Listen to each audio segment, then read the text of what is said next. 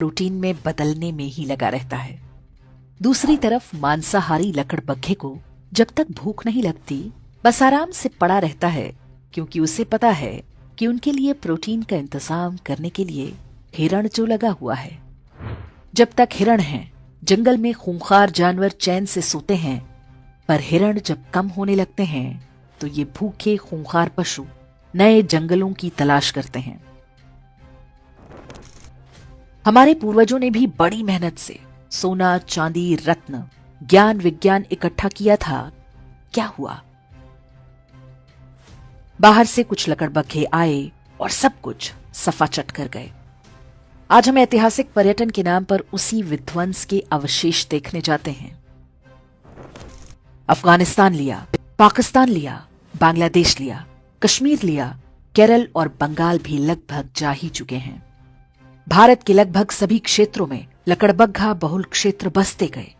उनकी नस्ल के शिकारी परजीवी गुणों का विकास भी जारी रहा। अब पाकिस्तान और बांग्लादेश में संकट है, क्योंकि वहां हिरण लुप्तप्राय हैं। अब उन्हें नए जंगलों की तलाश है। उन्हें पता है कि पड़ोस में ही एक हरा भरा जंगल है। वहां पर पहले से ही भारी संख्या में लकड़बग्घे रहते हैं, लेकिन अभी छिटपुट शिकार से ही पेट भरने को मजबूर हैं। जंगल के कानून में संख्या बल सबसे आवश्यक है।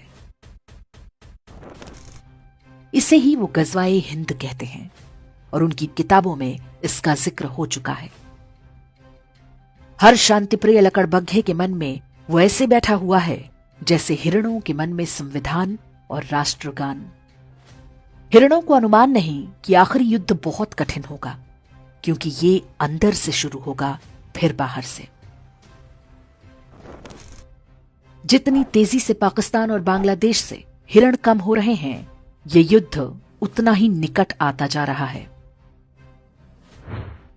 ये युद्ध अचानक नहीं होगा। वास्तव में हम पहले से ही इसके बीच में हैं।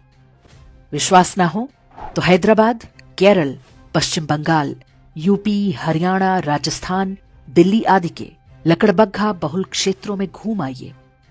हिरणों ने वहां से घर और संपत्ति बेचकर कहीं और बसेरा बना लिया है, लेकिन वे जिन स्थानों को सुरक्षित समझ रहे हैं वो भी वास्तव में सुरक्षित नहीं है।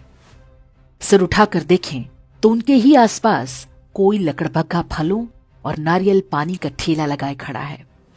कोई लकड़बग्घा प्लम्बर, कारपेंटर या मैकेनिक बनकर हिरणों पर नजर बनाए हुए है।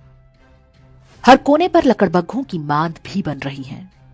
आंखें और कान खोलेंगे तो सब कुछ दिखेगा। आप खूब संपत्ति बनाएं, अपने बच्चों को अच्छी से अच्छी शिक्षा दें, ताकि वे अच्छी नौकरी या व्यापार कर सकें। लेकिन ध्यान रखना होगा कि आप भी हिरण तो नहीं बनते जा रहे। जिसकी संख्या होगी वही ये युद्ध जीतेगा। महंगाई करो ना रोकर,